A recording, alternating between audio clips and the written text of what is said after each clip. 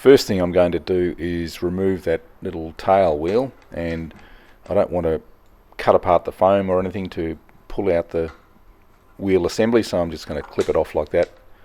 Not too difficult with a decent pair of clippers. And next I'm going to remove that little steering push rod, because I don't need that anymore. So to take off that little sleeve, I just need to remove the clevis connector, unscrew it off the aileron push rod, and then a little Allen key to undo the little collar that connects the two push rods, and just slide that off. I think that tail wheel just adds extra weight, and where I fly I'm usually belly landing anyway, so I don't need a steerable tail wheel. I don't need any wheels at all actually.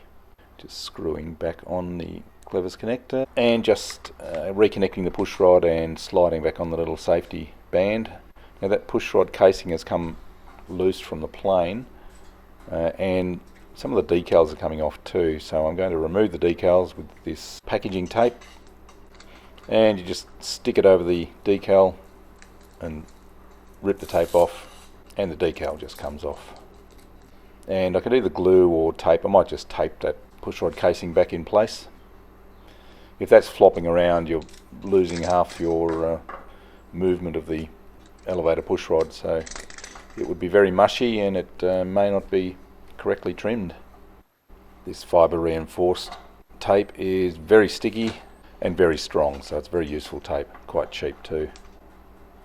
I'm going to remove those decals underneath the wing. They're just rubbing off in my hand every time I launch it.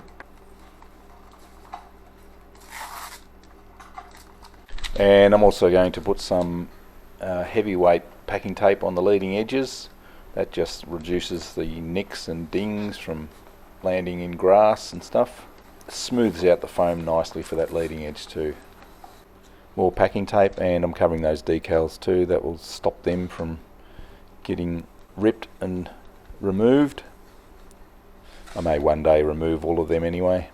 And I'm adding another run of tape along the top of the wing as well, just to smooth out that part of the foam.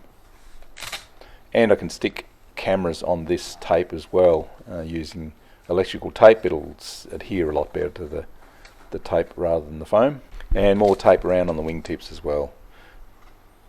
These areas get a fair bit of damage and abuse from landing and flying too close to fences and things like that. And now I'm strengthening up the nose. This is prone to splitting open if you nose in, hit something. So I'm using this really nice transparent Scotch tough tape, really sticky, a little bit flexible, so you can sort of flex it around and stretch it around complex shapes. And I'm just going to wrap the nose up in that, and also this makes a really good base for sticking cameras on too. Now I really don't like the Bix3 motors. They're too whiny and a little bit insipid, so it's time to change it for something a bit quieter, something a bit better. And yeah, I really don't like that lathed down shaft too. It just means that you can't fit any prop adapter on it. You've got to get the specific, what are they, 2.7 millimeters or so. Don't even quote me, I don't know what size they are. So if you change for a standard motor, then you can use standard prop adapters.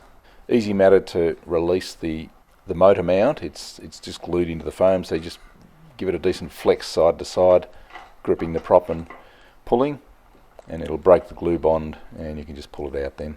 Just unplugging the 3 ESC wires. So this is an aluminium aftermarket motor mount for the Bix3.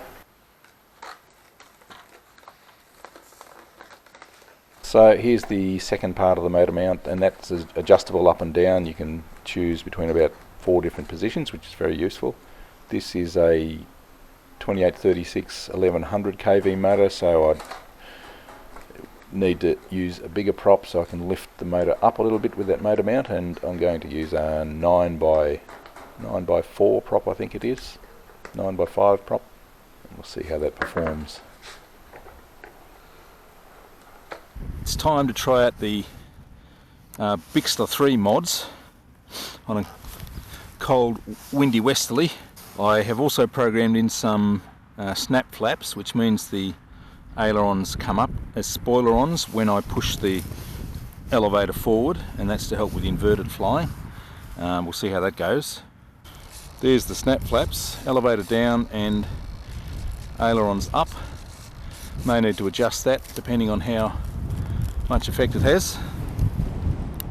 Big gust.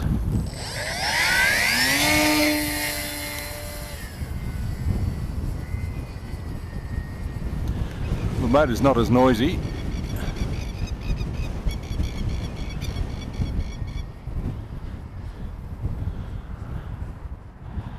But it's flying well. Oh, look at that, rolls wonderful. Inverted is much better. Could do with a bit more maybe. But yeah, the roll rate has kicked up a lot. Just gliding now. A bit nose up in the glide. Geez, this thing glides really well.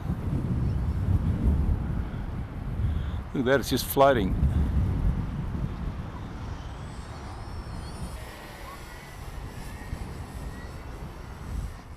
Oh, it's a lot of turbulence just in there behind the wall.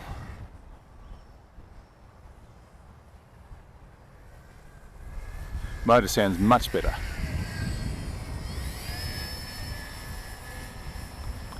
Go vertical. Got a 40 amp ESC, 2836, 1100 kV motor with a 9 by, oh, what is it, a 9 by 6 prop maybe? I can't remember.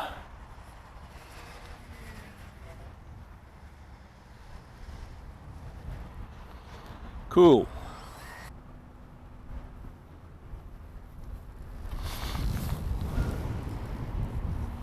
There's that tip stall.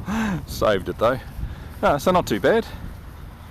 I might put a bit more snap flaps in. 1 volts, 100.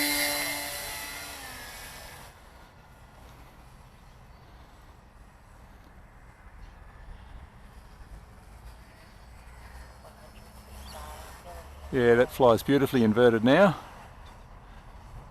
Much better.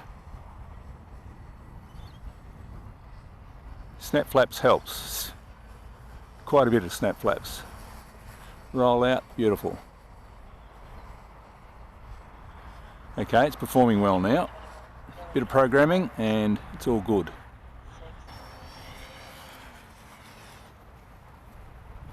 Not bad.